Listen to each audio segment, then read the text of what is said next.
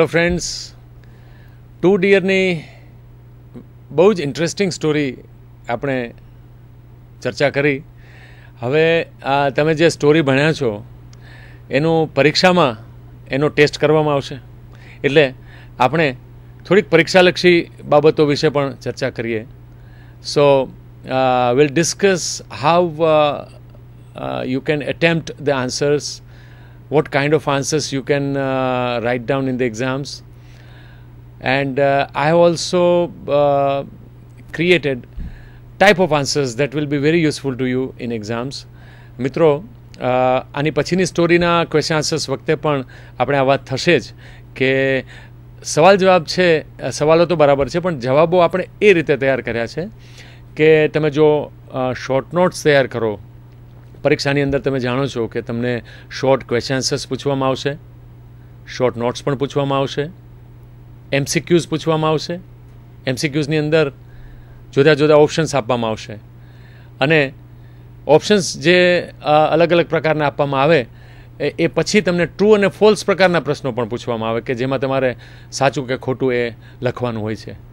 તો મિત્રો, આપણે આ બધા જે તૈયારી જે બધી કરવાની છે આ જુદી જુદી, એમાં ટુ ડિયરની સ્ટોરી આપણે જે ભણ્યા એના ક્વેશ્ચન આન્સર્સ કઈ રીતે તૈયાર કરી શકાય.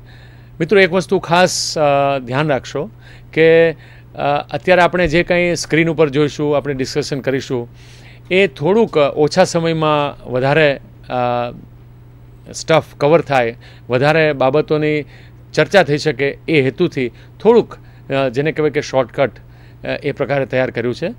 પણ સીબીસીએસમાં થોડો સમયનો અભાવ થઈ જતો હોય છે છોકરાઓને, લાસ્ટ મોમેન્ટ પ્રિપેરેશન પણ કરવાની હોય છે. તો આવા સંજોગોમાં એક જ પ્રકારના વાક્યોનો ઉપયોગ કઈ રીતે કરીને નવા સવાલના જવાબ પણ તૈયાર થઈ શકે એવો એક નાનકડો એક્સપેરિમેન્ટ કર્યો છે. મને આશા છે કે તમને ગમશે. અને otherwise if you don't like it, જે કાંઈ સવાલ જવાબ આપણે આજે ડિસ્કસ થાય એના આધારે તમે તમારા પોતાના થોડા વધારે ક્રિએટિવ, વધારે લિંગ્વિસ્ટિકલી રીચ આન્સર્સ પણ તૈયાર કરી શકો છો. So shall we begin the discussions on question answers.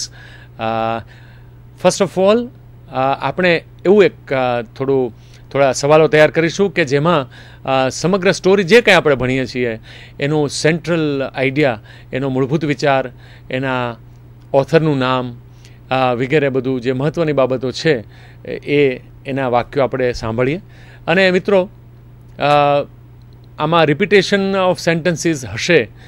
મને લાગે છે કે ઓડિયો વિઝ્યુઅલી આપણે બંને રીતે જો આ બધી જે મેટર છે એને વારંવાર સાંભળીએ અને જોઈએ તો ઓટોમેટિકલી આપણી આંખોથી અને કાનથી આ બધી બાબતો આપણામાં પ્રવેશે અને may be when you attempt answers in the examination hall, they can be useful to you. You may remember, you may recall certain sentences that might be repeated in this discussion. So આપણે જોઈએ કે two ડિયરમાં આપણે શું શીખ્યા. લિયો Tolstoy, આપણે સૌ પ્રથમ તો થોડું લેખક વિશે જાણી લઈએ. લિયો Tolstoy, a well-known moral thinker and a social reformer, was a Russian writer. એ રશિયાનો બહુ જાણીતો રાઇટર, લેખક છે. He has written short stories, novels like War and Peace, Anna Karenina, essays and plays. એણે આ બધું નોવેલ્સ લખી છે, નિબંધો એટલે કે એસેઝ લખ્યા છે, અને પ્લેઝ એટલે કે નાટકો પણ લખ્યા છે. ટોલ્સ્ટોયની ઘણી બધી સુંદર વાર્તાઓ તમે ભણ્યા હશો. તમે એક વાર્તા એ પણ કદાચ ભણ્યા હશો, ગુજરાતી મીડિયમમાં ભણ્યા હશો તો, એક માણસને કેટલી જમીન જોઈએ, અથવા તો how much land does a man need. એની એક બહુ વેલ નોન સ્ટોરી હતી. અહીંયા આપણે ટુ ડિયરની અંદર જે સ્ટોરી ભણ્યા એની આપણે આગળ વાત કરીએ તો એના ક્વેશ્ચન આન્સર્સ ઉપર એક નજર મારીએ. How does the author describe the kingdom of Monaco? કઈ રીતે કયા પ્રકારે કિંગડમ ઓફ મોનેકો છે એ કેવું છે એનું ડિસ્ક્રિપ્શન આપો, એને ડિસ્ક્રાઇબ કરો, એનું વર્ણન કરો. તો આપણે પહેલો જવાબ આપણે આ રીતે તૈયાર કરી શકાય. The kingdom of Monaco was a toy kingdom with population of around 7,000 citizens. મોનેકોનું જે રાજ્ય છે, કિંગડમ છે, it was a toy kingdom, એક બહુ નાનકડું રમકડા જેવું રાજ્ય હતું, with population of around 7,000 citizens. અને એની વસ્તી, એનું પોપ્યુલેશન છે અરાઉન્ડ એટલે કે લગભગ અબાઉટ 7,000 સિટીઝન્સ, 7,000 એના લોકો હતા. 7,000 લોકોનું આ બનેલું રાજ્ય હતું.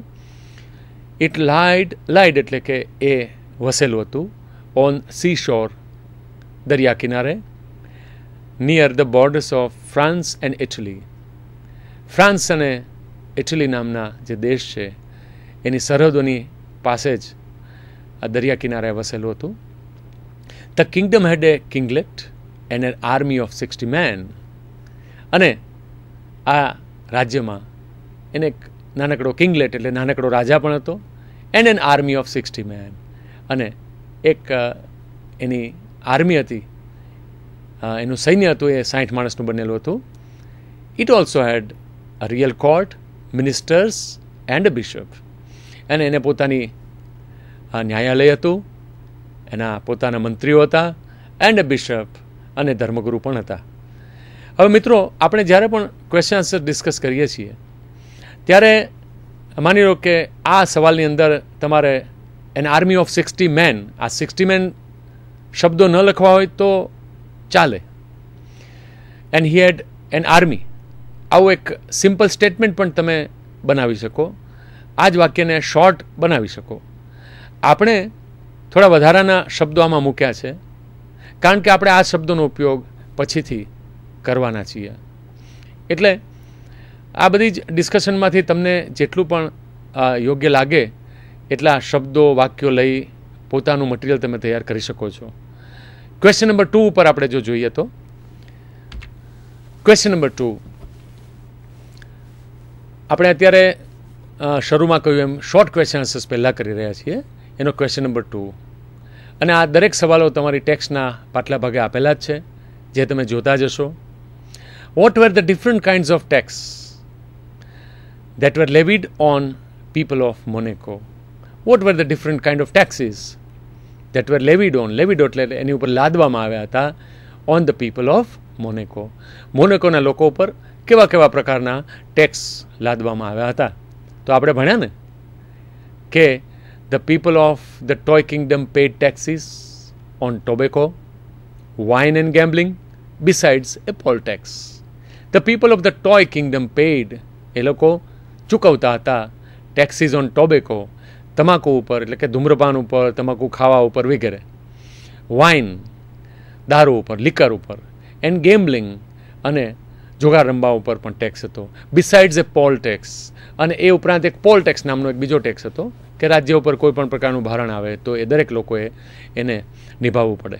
તો આ રીતે આપણે શોર્ટમાં પરીક્ષાની અંદર 2 કે 3 લાઇન્સની અંદર આપણે 3 લાઇન્સની અંદર જવાબ આપવાના હોય છે જ્યારે 2 માર્ક્સમાં માટે આ સવાલ પૂછવામાં આવે ત્યારે. અને શોર્ટ નોટ છે એ થોડી વધારે લાંબી લખવામાં આવે. આપણે અહીંયા જે શોર્ટ નોટ ડિસ્કસ કરીશું મિત્રો, એની લેન્થ થોડી વધારે છે કારણ કે એઝ અ ટીચર મને એમ લાગે છે કે હું તમને જો 25 લાઇન્સ કરવા માટે આપું તો પરીક્ષા દરમિયાન કદાચ તમને એમાંથી 15 લાઇન્સ યાદ રહે. એટલે અહીંયા જે આપણે શોર્ટ નોટ હવે પછીથી જ્યારે પણ ડિસ્કસ હમણાં કરીશું આ શોર્ટ ક્વેશ્ચન આન્સર્સ પતી જાય પછી, તો તમે એની લેન્થ જોઈને ગભરાશો નહીં. It is expected that you will yourself curtail the answer and make it short. So આપણે અત્યારે ક્વેશ્ચન નંબર 3 ઉપર જઈએ, શોર્ટ આન્સર ઉપર.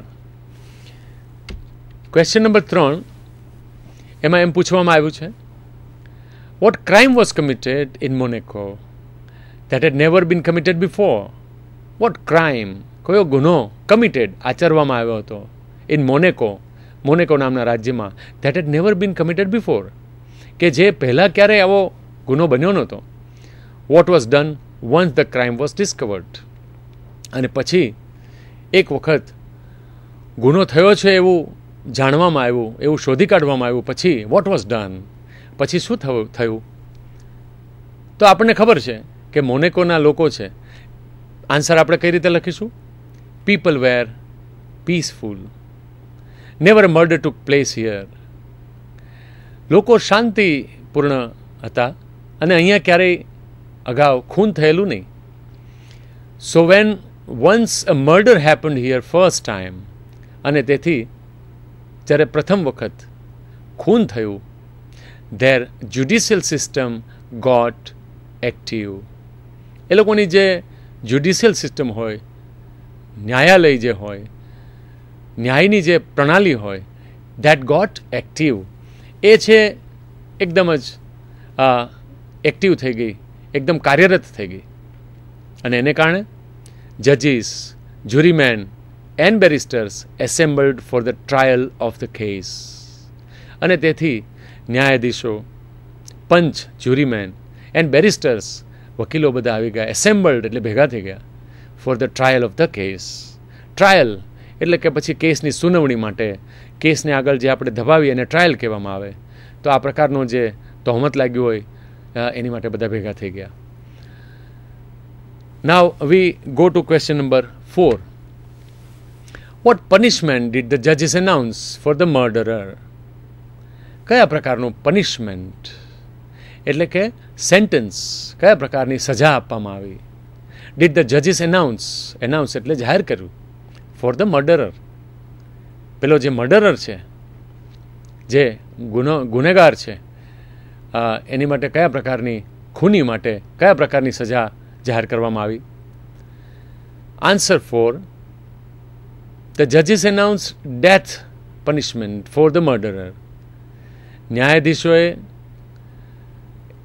મૃત્યુદંડની સજા ફરમાવી. It was decided that the criminals head should be cut off. એવું નક્કી કરવામાં આવ્યું કે ધ ક્રિમિનલ્સ હેડ, ગુનેગાર છે એનું માથું છે, it should be cut off, એ ધડથી અલગ કરી દેવામાં આવે. Question number, short question answers. Question number 5. What was the hitch in executing the death punishment? What was the hitch? Hitch એટલે તકલીફ, problem, trouble. What was the hitch in executing the death punishment? Death punishment, મૃત્યુદંડ આપવાની જ્યારે વાત આવી ત્યારે તકલીફ, executing, એને અમલમાં મૂકવાની તકલીફ શું થઈ? એમાં કઈ તકલીફ આવી? એક્ઝિક્યુટ કરવું એટલે અમલમાં મૂકવું. The hitch in the matter was that the government had no guillotine. They did not have even an executioner. Hitch in the matter. આ બાબતમાં તકલીફ એ હતી that the government had no guillotine. Guillotine નામનું જે મશીન આવે વધ કરવા માટેનું, શિરચ્છેદ કરવા માટેનું, એ હતું જ નહીં. They did not have even an executioner. અને આપણે સાદી ભાષામાં જલ્લાદ કહીએ તો માથું કાપવા માણસ, વધ કરનારો માણસ હતો જે હોવો જોઈએ એ પણ એ લોકો પાસે હતો નહીં. એટલે આમ તો બે પ્રકારની તકલીફો હતી, પણ આપણે બંને તકલીફોને એકમાં લઈ લીધી છે. Question number 6. When it was discovered that the punishment could not be carried out due to the absence of a guillotine, what did the minister decide to do? What was the response they received? જ્યારે એવું જાહેર થઈ ગયું, એવું નક્કી, ખબર પડી ગઈ, discovered that the punishment could not be carried out. સજા ફરમાવવામાં તો આવી છે, પણ સજા છે એ આપી શકાય એવો પરિસ્થિતિ નથી. એનું કારણ છે કે પેલું મશીન જ નથી, એની ગેરહાજરી છે. આવું જ્યારે નક્કી થયું, આવી જ્યારે ખબર પડી ત્યારે vote did the minister decide to do? તો પછી બધા મંત્રીઓએ શું કરવાનું નક્કી કર્યું? Vote was the response the received?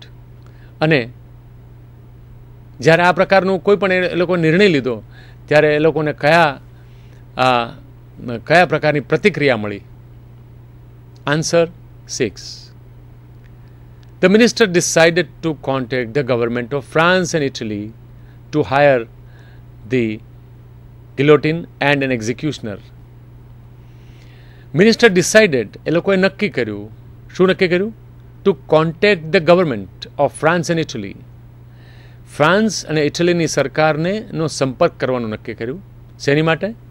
Two hire the guillotine and an executioner. Machine અને જલ્લાદ બંને હાયર કરવા માટે, ભાડે લાવવા માટેનું નક્કી કર્યું. But their charges seemed too high, too dear for the Monaco government.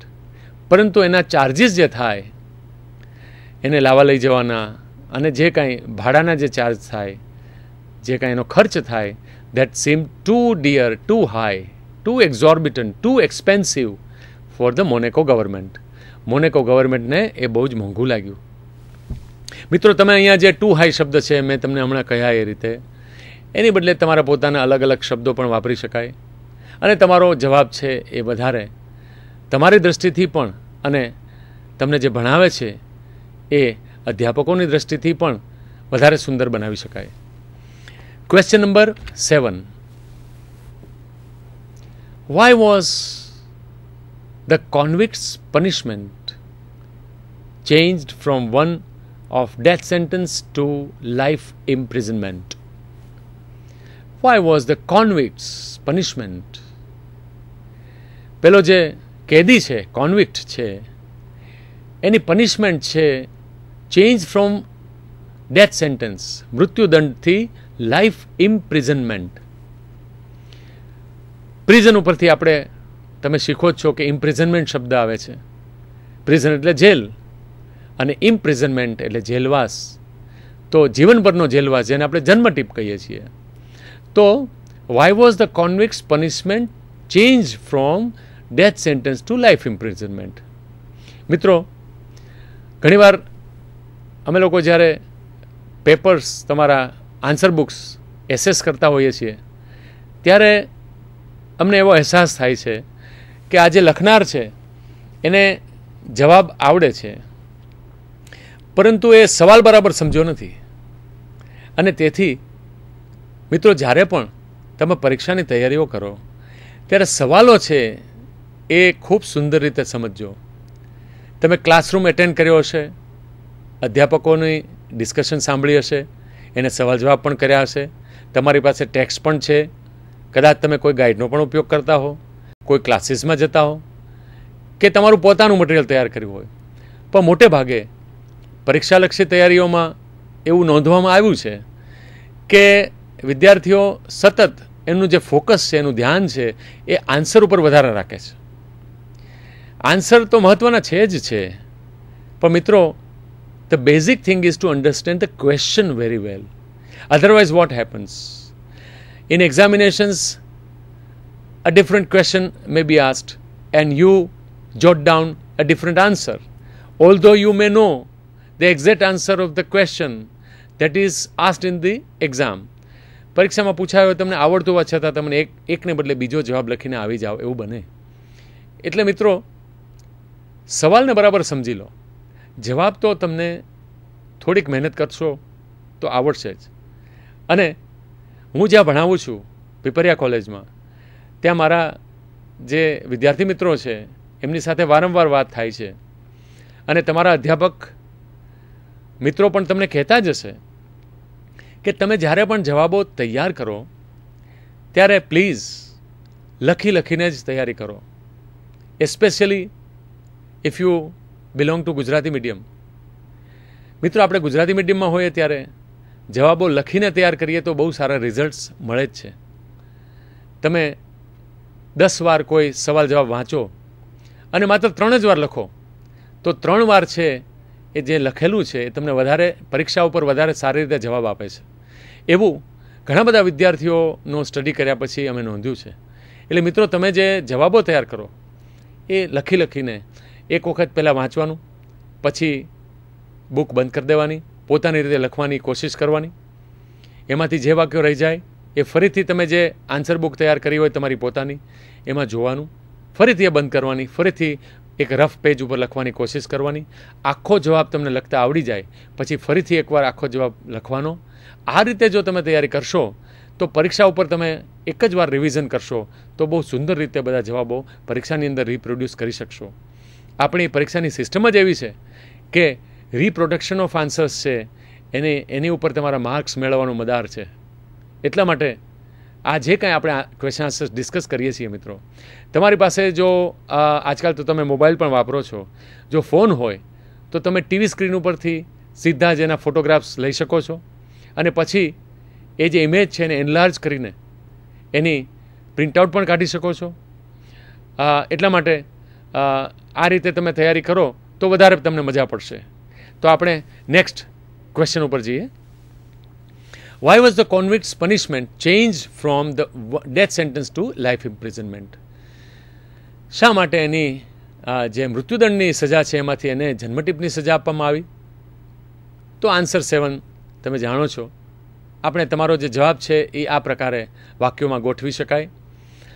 The Monaco ministers thought, not only ministers, you can add the kinglet and the Monaco ministers. અથવા the kinglet of the Monaco and the ministers thought 16,000 francs was too much to pay for the execution. એ લોકોને લાગ્યું કે 16,000 francs છે they were too much, એ બહુ વધારે પડતા છે to pay for the execution, આ ગુનેગારને સજા આપવા માટે. The charges would increase taxes on the population.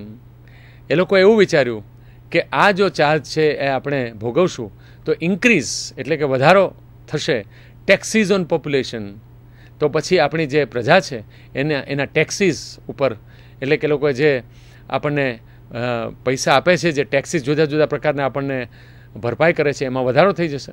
So if they change the death sentence to life imprisonment it would come cheaper. અને તેથી જો મૃત્યુદંડ છે એમાંથી આપણે જન્મટીપ આપીએ તો પેલા મશીનનો ખર્ચો બચી જાય, જલ્લાદનો ખર્ચો બચી જાય, and it would come cheaper, અને એટલે એ લોકો માટે સસ્તું પડે. Besides that it would show the king's mercy. અને કિંગ્સ મર્સી એટલે કે રાજા તરફથી જે દયાની અરજી આપણે પણ જાણીએ છીએ કે રાષ્ટ્રપતિને કરવામાં આવે છે ભારતના સંવિધાનમાં, તો અહીંયા પણ રાજા છે પોતાની દયાવાન છે એવું દર્શાવી શકે. અહીંયા થોડા કારણો અલગ હતા આપણે જાણીએ છીએ, તો એ પ્રકારે આપણે આ જવાબ તૈયાર કરવાનો છે. Question number 8. What arrangements were made to keep the murderer in the prison? કયા પ્રકારની અરેન્જમેન્ટ્સ, કયા પ્રકારની વ્યવસ્થા કરવામાં આવી? were made to keep the murderer in the prison. જેલમાં ખૂનીને રાખવા માટે કયા પ્રકારની વ્યવસ્થા કરવામાં આવી? Answer 8. The kingdom did not have a strong prison to keep a murderer. રાજ્ય પાસે they did not have, એની પાસે હતું જ નહીં શું? a strong prison, એક મજબૂત jail. to keep a murderer, એક ખૂનીને રાખવા માટેની જેલ હતી જ નહીં. still they managed to keep him in a small lockup. અને છતાં they managed to keep him in a small lockup, એક નાનકડા એક કાચા કામના કેદીની જે નાનકડું એક લોકઅપ હોય, એક નાનકડી જેલ જેવું હોય, એની અંદર રાખવા માટે એ લોકોએ વ્યવસ્થા કરી લીધી. they managed. a guard was appointed to watch the criminal. a guard, ત્યાં બહાર એક દરવાન રાખવામાં આવ્યો. was appointed to watch the criminal, પેલા કેદી ઉપર નજર રાખવા માટે. he also had to fetch the criminal's food from the palace kitchen. અને એ ગાર્ડ છે he had to fetch, he had to bring, એણે લાવવાનું હતું the criminal's food, પેલો જે ક્રિમિનલ છે ગુનેગાર છે એનું જમવાનું, from the palace kitchen, from the kitchen palace. એટલે એણે રાજ્યના રસોડામાંથી એનું જમવાનું લઈ આવવું, એવી એને ડ્યુટી આપવામાં આવી. Question number 8. Question number 9. Why did the council decide to dismiss the guard? શા માટે કાઉન્સિલ મંડળે, પ્રધાનમંડળે નક્કી કર્યું decide to dismiss the guard, પેલા ગાર્ડને કાઢી મૂકવાનું કેમ નક્કી થયું? એની નોકરી માંથી એને રૂખસદ આપવાનું કેમ નક્કી થયું? Answer 9. Once the kinglet noticed that they spent around 600 francs a year for the keep of the criminal. વર્ષના અંતે આપણે લેસનમાં પણ સ્ટોરી દરમિયાન પણ આપણે ભણ્યા, આપણે જાણ્યું કે વર્ષના અંતે પેલો કિંગલેટ છે એ પેલું એનું બજેટ જોતો હતો ક્યાં ક્યાં ખર્ચાઓ આવે છે. વન્સ ધ કિંગલેટ નોટિસ્ડ, નાનકડા રાજાએ જોયું, noticed that they spent around 600 francs. એનો ખર્ચ થતો હતો about લગભગ 600 francs a year for the keep of the criminal. Keep of the criminal એટલે ગુનેગારની જાળવણી પેટે જે ખર્ચ થતો હતો 600 francsનો, એને નોંધવામાં આવ્યો. They thought that was too much. તેને લાગ્યું કે આ તો બહુ છે, વધારે પડતો ખર્ચ છે. The rascal was not worth the money. આ રાસ્કલ, આ નાલાયક છે, એ આટલા બધા રૂપિયાના લાયક નથી.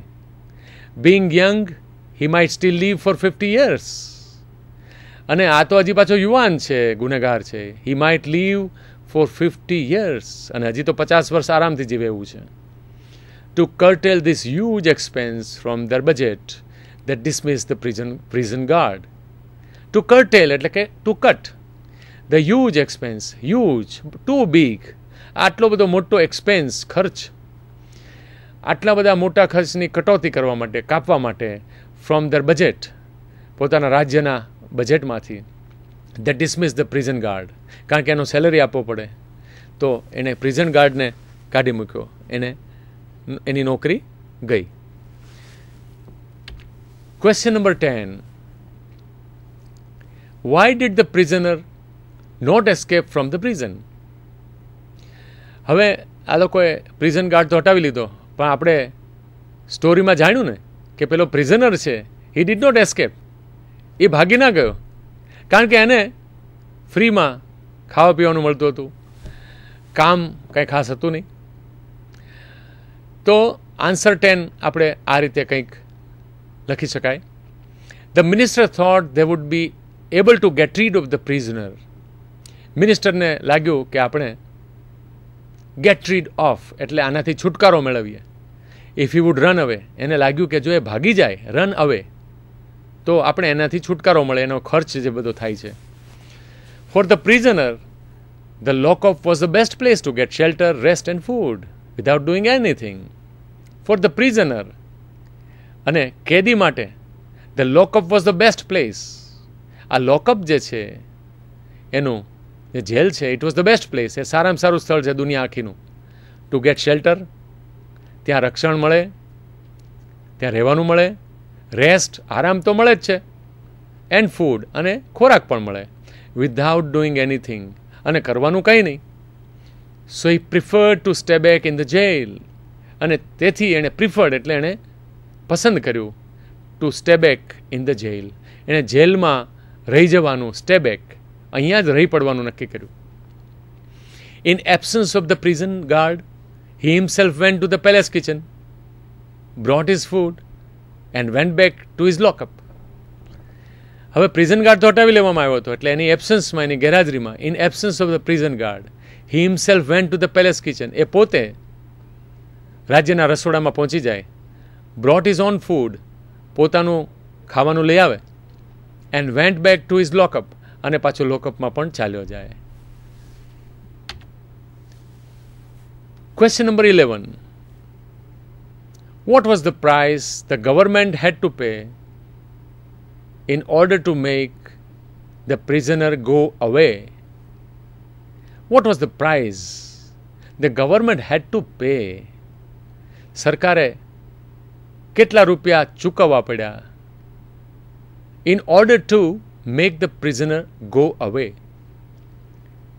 પેલા કેદીને કાઢી મૂકવા માટે કેટલા રૂપિયા સરકારે ચૂકવવા પડ્યા? When the ministers asked him to go away, the prisoner argued that the root of the problem was the sentence. જ્યારે મિનિસ્ટર્સ, પેલા મંત્રીઓ એને કહ્યું to go away, કે ભાઈ તું ચાલ્યો કેમ નથી જતો? The prisoner argued, એણે દલીલ કરી, that the root of the problem was the sentence. એણે કહ્યું કે આ બધા જ તકલીફોની જડ, રૂટ હું નથી, મેં કરેલું મર્ડર પણ નથી, પણ શું છે?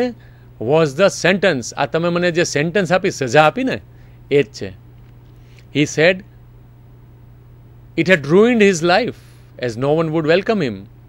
એણે કહ્યું કે તમે મને જે સજા આપીને એણે કારણે ruined, damaged, મારી જિંદગી છે એને તમે તો એનો વિનાશ કરી નાખ્યો છે, સર્વનાશ કરી નાખ્યો છે, ruined, કારણ કે no one would welcome him. હવે મને કોઈ આવકાર જ નહીં આપે.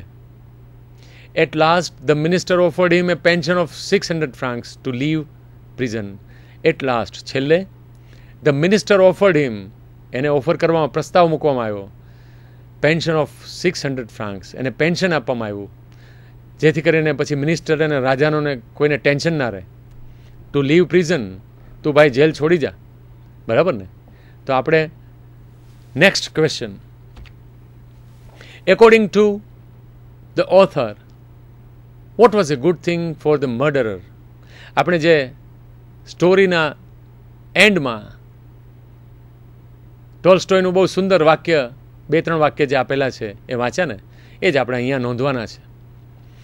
એકોર્ડિંગ ટુ ધ ઓથર, લેખકના કહેવા પ્રમાણે, what was a good thing, કઈ એવી સારી વસ્તુ હતી ફોર ધ મર્ડરર, ખૂની માટે કઈ બાબત સારી હતી? Answer. The author remarked that it was good thing for the murderer that he did not commit a crime in a country where they would not grudge expense to cut a man's head off or to keep them in prison for life. The author remarked, લેખકે નોંધ્યું છે, remarked, that it was good thing, એક સારી બાબત હતી, for the murderer, ખૂની માટે, that he did not commit a crime, કે એણે ગુનો એવા દેશમાં નહોતો આચર્યો, in a country, કે જ્યાં where they would not grudge expense, કે જ્યાં એક્સપેન્સ ખર્ચ થાય એની માટે કચવાટ પેદા નથી કરતા, કચવાટ વ્યક્ત નથી કરતા. To cut a man's head off, કે જ્યાં શિરચ્છેદ કરવાનો હોય એનો ખર્ચ કેટલો થશે એની માટે સરકાર છે વિચાર કરતી નથી. Or to keep them in prison for life, અથવા તો પછી જન્મટીપની જો સજા આપવામાં આવે તો એને આખી જિંદગી રાખશું તો કેટલો ખર્ચ થશે, એવું જે સરકાર નથી વિચારતી, ત્યાં એણે આ ગુનો નહોતો કર્યો, સારું હતું, બાકી તો તરત જ ફેંસલો આવી જાત. હવે મિત્રો આપણે થોડી શોર્ટ નોટ જોઈએ. 4 પ્રકારની શોર્ટ નોટ તમને પૂછી શકાય. તમારી ટેક્સ્ટની અંદર આ 4 શોર્ટ નોટનો ઉલ્લેખ છે જે તમે જોઈ શકો છો. ધ કિંગડમ ઓફ મોનેકો પહેલી શોર્ટ નોટ છે. The murderer શ્રૂડ and practical character, murderer એટલે ખૂનીનું શ્રૂડ એન્ડ પ્રેક્ટિકલ કેરેક્ટર, એનું એકદમ શ્રૂડ કેરેક્ટર એટલે એકદમ જેને કહેવાય કે દુનિયાની ભાષામાં તૈયાર અને ખૂબ જ ચાલાક એવું એનું પાત્ર છે. અને the end of the story ત્રીજું, અને ચોથું છે the title of the story, too dear. Title આપણે ડિસ્કસ કરવાનું હોય તો ટાઇટલને લગતી જે વાક્યો આમાં આવશે એ તમારે મૂકવાના છે. કેરેક્ટર પૂછાય એટલે કે એનું પાત્ર પૂછાય તો પાત્રને લગતા વાક્યો તમારે ઉઠાવીને મૂકવાના છે.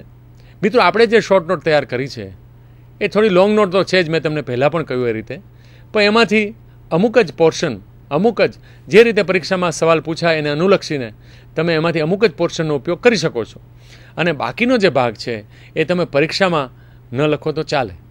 એટલે આપણે જોઈએ કે કઈ રીતે આ 4 શોર્ટ નોટ છે એને એક જ શોર્ટ નોટ ની તૈયારી કરીને એનો લાભ લઈ શકાય. Discuss the title, too dear. Leo Tolstoy, the author of novels like War and Peace, is a master storyteller. He is a master storyteller. એક બહુ જ સજ્જ વાર્તાકાર છે. His stories are full of wisdom and moral lessons. એની વાર્તાઓ છે they are full of wisdom, શાણપણથી ભરેલી વાર્તાઓ છે, and moral lessons, અને આપણને નૈતિક સમજ આપે એ પ્રકારની એની વાર્તાઓ છે. Like the titles of his other stories, એની બીજી બધી જે વાર્તાઓ છે મેં તમને હમણાં અગાઉ કહ્યું ને, how much land does a man need, એ વાર્તા તમે એની વાંચો તો બહુ મજા પડે. Like the titles of his other stories. The title Too Dear is also simple, symbolic and apt. Like the titles of other stories, એટલે કે એની બીજી બધી વાર્તાઓની જેમ જ આ વાર્તાનું ટાઇટલ પણ કેવું છે? સિમ્બોલિક છે, પ્રતિકાત્મક છે, એટલે કે એપ્રોપ્રિએટ છે, યોગ્ય છે અને સિમ્પલ છે.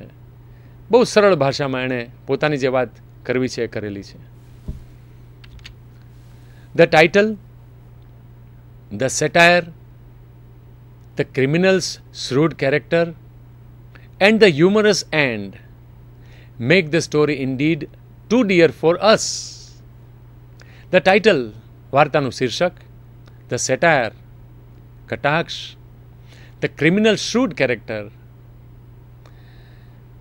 ક્રિમિનલનું, ગુનેગારનું ચાલાક પાત્ર, and the humorous end, અને હાસ્ય નિષ્પન્ન કરતો હોય એવો અંત, આ બધું મળીને મેક ધ સ્ટોરી ઇન્ડીડ, ખરેખર ઇન્ડીડ આ સ્ટોરી છે કેવી બનાવે છે? ટુ ડિયર ફોર અસ, આપણી માટે આ સ્ટોરીને બહુ પ્રિય બનાવી દે છે.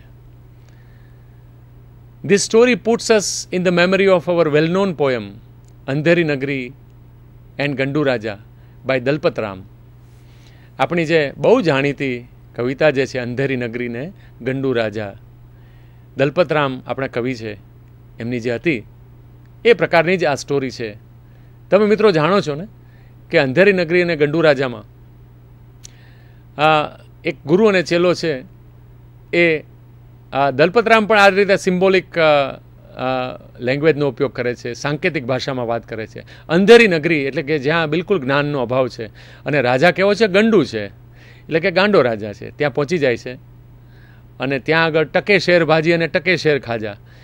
ટકે એટલે કે આપણે અત્યારની ભાષામાં 10 રૂપિયામાં આપણને લોટ પણ મળે અને 10 રૂપિયામાં સોનું પણ મળે, એ પ્રકારનું એ નાનકડું રાજ્ય હતું. ત્યાં બંને ગુરુ ચેલો પહોંચી જાય છે. ચેલો બહુ ખુશ થઈ જાય છે, કારણ કે એને થોડોક લોટ આપે છે, એની સામે ઘણું બધું સીધું મળે છે. આવીને ગુરુને વાત કરે છે. ગુરુ કહે છે કે અહીંયા રહેવાય જ નહીં, કારણ કે આ ન્યાય પણ આવી જ રીતે તોળાતો હશે. પણ શિષ્ય માનતો નથી. ગુરુ ચાલ્યા જાય છે. શિષ્ય તો અહીંયા બધું ટકે શેર ભાજીને ટકે શેર ખાજા મળે છે એટલે એકદમ દિવસે ને રાત્રે જાડો થતો જાય છે, અલમસ્ત થઈ જાય છે. બને છે એવું કે 4 ચોર છે એક નગર શેઠને ત્યાં ચોરી કરવા જાય છે, અને ત્યાં આગળ એક મોટી દિવાલ છે, એ ચોર ઉપર પડે છે. હવે ચોર લોકો તો ચોરી કરવા ગયા હોય છે એટલે ગુનો તો કહેવાય, પણ દિવાલ એની ઉપર પડે છે એટલે 4 ચોર મરી જાય છે. હવે આ ચોરની જે માતા છે એ રાજા પાસે જાય છે, ગંડુ રાજા પાસે, અને કહે છે કે હવે આનો ન્યાય કરો, મારા 4 પુત્ર રત્નો છે એ ગુજરી ગયા છે, હવે કામ કોણ કરશે ચોરીનું? એટલે રાજા છે એ ફરમાન બહાર પાડે છે કે નગર શેઠને બોલાવો અને એને ફાંસીએ ચડાવો. કેમ? તો કે આવી રીતે કેવી તમે દિવાલ બનાવી કે આ ચોર છે 4 દબાઈ ગયા. હવે શેઠ મૂંઝાઈ ગયા. શેઠ કહે છે કે રાજાજી, આપ તો મને સૂળીએ ચડાવવા માંગો છો, પણ આ દિવાલ કાંઈ મેં નથી બનાવી, આ દિવાલ તો કડિયાએ બનાવી છે, એટલે તમે કંઈક વિચારો. રાજાને પેલા નગર શેઠને છોડી દેવામાં આવે છે અને કડિયાને બોલાવવામાં આવે છે. કડિયાને કહે છે કે ચાલ ભાઈ, તારી આજે સૂળીનો સમય છે. કડિયો કહે છે કે રાજાજી, મેં તો ખાલી એક પછી એક આ માટીના થર લગાડેલા, ગારો આમાં લગાડેલો, પણ જે ગારો બનાવનાર છે આમાં તો ખરેખર એનો વાંક છે. મેં તો ખાલી મારું કામ જ કર્યું છે. એને છોડી દેવામાં આવે છે અને ગારો બનાવનારને બોલાવવામાં આવે છે. ગારો લગાડનાર કહે છે કે મહારાજ, આમાં તો પખાલી એટલે કે પાણી નાખનારનો વાંક છે. એણે જેટલું પાણી નાખ્યું એ રીતે મેં બનાવ્યું. પખાલીને બોલાવવામાં આવે છે. પખાલી કહે છે કે મહારાજ, આમાં હું પાણી તો ઉમેરતો હતો, પણ ઉમેરતો હતો ત્યારે સામેની ગલીમાંથી મુલ્લા નસરુદ્દીન જેવો એક માણસ મુલ્લાજી નીકળ્યા. મુલ્લાજી એકદમ પાતળા. મારું એની સામે ધ્યાન ગયું એટલે ભૂલમાં વધારે પાણી પડી ગયું. હવે એમાં મારી શું ભૂલ છે? રાજાજી કહે છે કે તો પછી મુલ્લાને પકડી લાવો ને એને સૂળીએ ચડાવી દો. હવે સૂળીમાં મિત્રો એવું હતું કે સૂળીમાં ગળું આખું જ આવવું જોઈએ, અને પછી એ સૂળીનો જે ડિવાઇસ છે એ આખું અંદર ઘૂસી જાય. મુલ્લાને સૂળી ઉપર ચડાવવામાં આવ્યા, પણ મુલ્લા એટલા બધા પાતળા કે સૂળી છે એની આરે ફિક્સ થાય જ નહીં. મુલ્લાજીને ઉતારી દેવામાં આવ્યા. રાજાએ કહ્યું કે હવે સૂળીએ તો ચડાવવા જ પડશે કોઈને. હવે કોઈ અલમસ્ત માણસ જે મળે એને લઈ આવો. હવે પેલો ચેલો છે અલમસ્ત થઈ ગયેલો, સામે જ દેખાયો, એને સૂળીએ ચડાવવાનો દિવસ નક્કી થયો. ચેલો બહુ મૂંઝાઈ ગયો કે રાજાજીને કહ્યું મને 1 દિવસનો સમય આપો. ગુરુને પડખેના ગામમાં ગયા હતા અને જેને વાત કરી, ગુરુ એને કાનમાં કંઈક વાત કરી. બંને જણા આવ્યા સૂળીના દિવસે અને ઝઘડવા લાગ્યા. બંને, ગુરુ કહે કે હું સૂળીએ ચડું, પેલો ચેલો કહે કે હું સૂળીએ ચડું. હવે રાજાજીને નવાઈ લાગી કે સૂળીએ ચડવામાં આ બંને જણા કેમ આમ કરે છે. એણે પૂછ્યું કે આમ કેમ કરો છો ભાઈ? ગુરુએ અને ચેલાએ કહ્યું કે મહારાજ, આજે અને અત્યારે એવું ચોઘડ્યું છે કે જો આજે જે કોઈ સૂળીએ ચડે એને ડાયરેક્ટ સીધા જ સ્વર્ગમાં એન્ટ્રી મળવાની છે. ગુરુ ચેલાને છોડી દેવામાં આવ્યા અને રાજા પોતે સૂળીએ ચડી ગયા.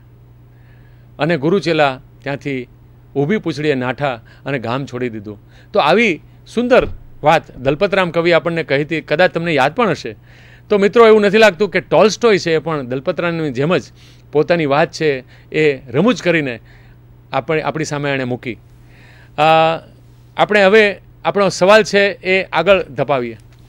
તો too dear is also a satire on the lack of political will to punish criminals. આ એક સેટાયર છે, કટાક્ષ છે. શેની ઉપર? On the lack of political will. Lack એટલે ખામી, પોલિટિકલ વિલ એટલે રાજકીય ઈચ્છાશક્તિ. એની ખામી હતી two punish criminals.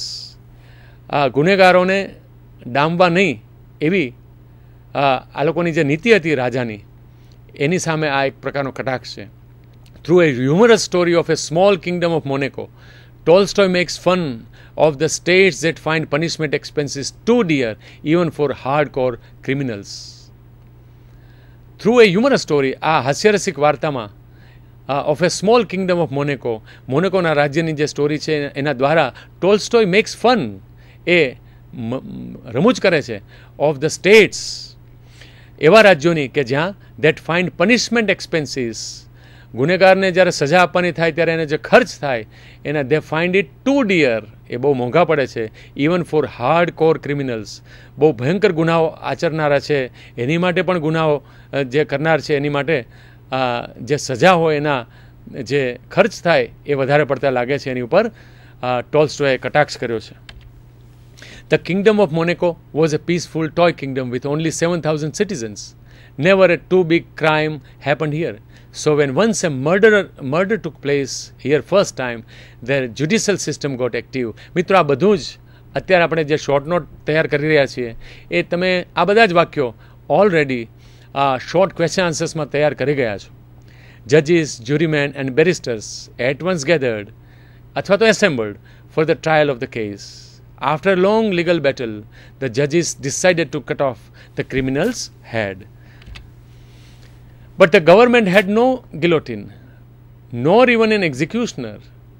France and Italy were ready to lend the guillotine and an executioner, but their charges seemed too dear to be paid by the Monaco government.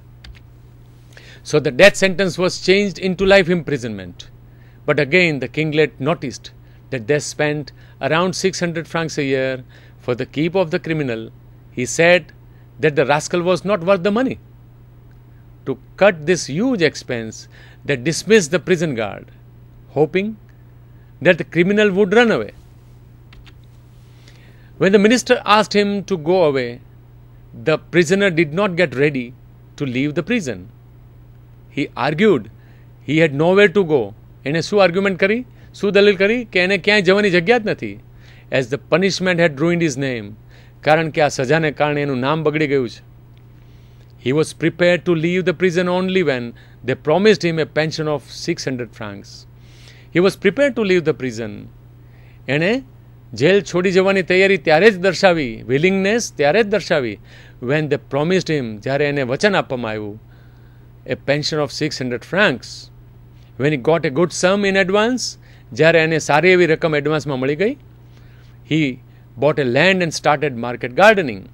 He paid regular visit to the kingdom to get his pension, played in the gaming house and went back home. એને regular દર મહિને pension લેવા આવી જતો હતો અને ત્યાં જુગાર રમે અને પાછો પોતાના ઘરે શાંતિથી ચાલ્યો જતો હતો.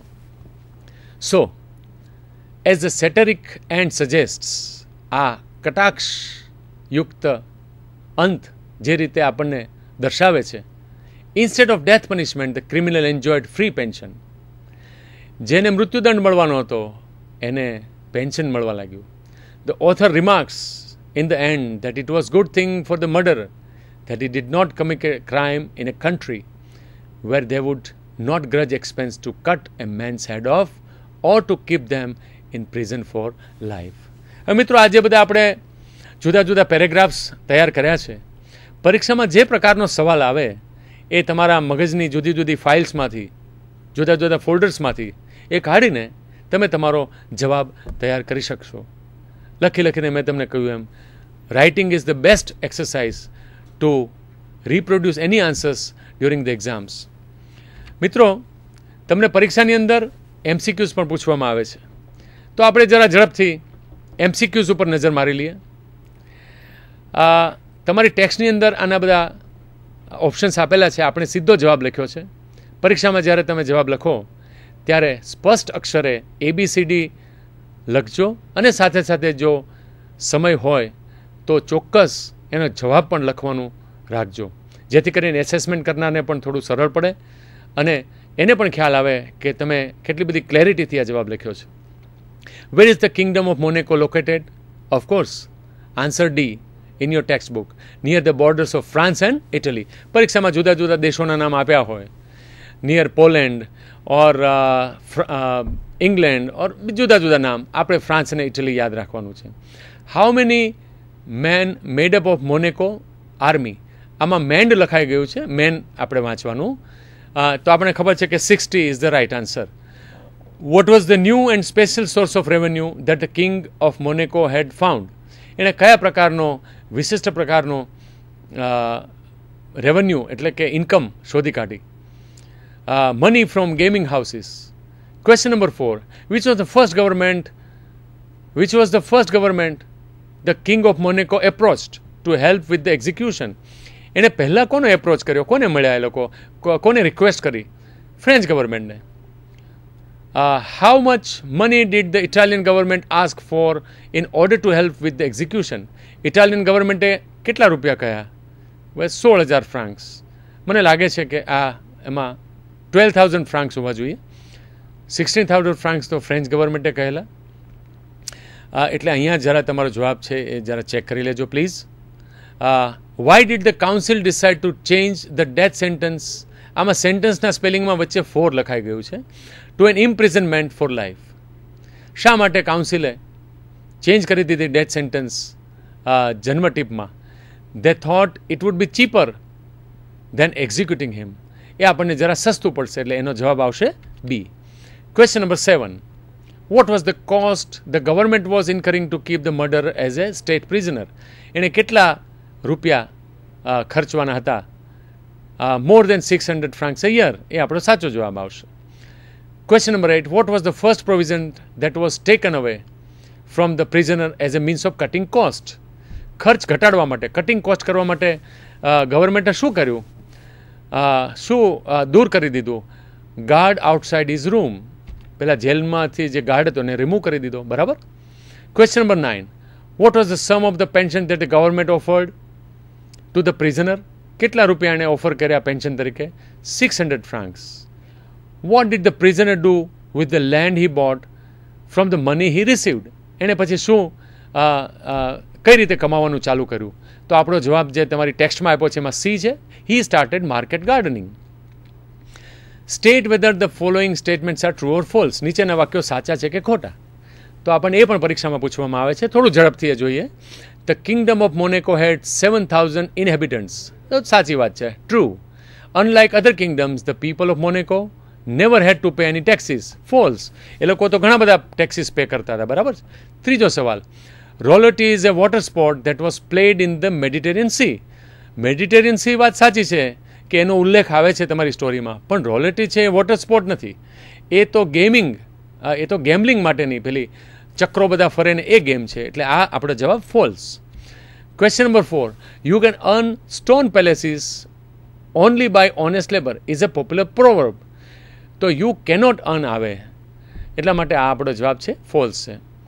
The people of Monaco were a peaceful lot. સાચી વાત છે, because never a murder took place. તો આ જવાબ true. Question number 6, the Kingdom of Monaco did not have an existing judicial system and therefore no one knew what was to be done when murder was committed. તો existing judicial system તો હતી જ, એટલે આ જવાબ આપણો false.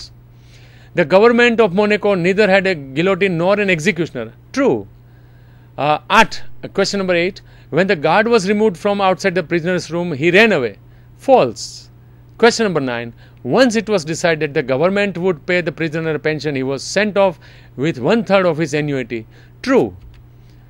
તો મિત્રો આ રીતે શોર્ટ ક્વેશ્ચન આન્સર્સ હંમેશા પહેલાં વાંચી લો.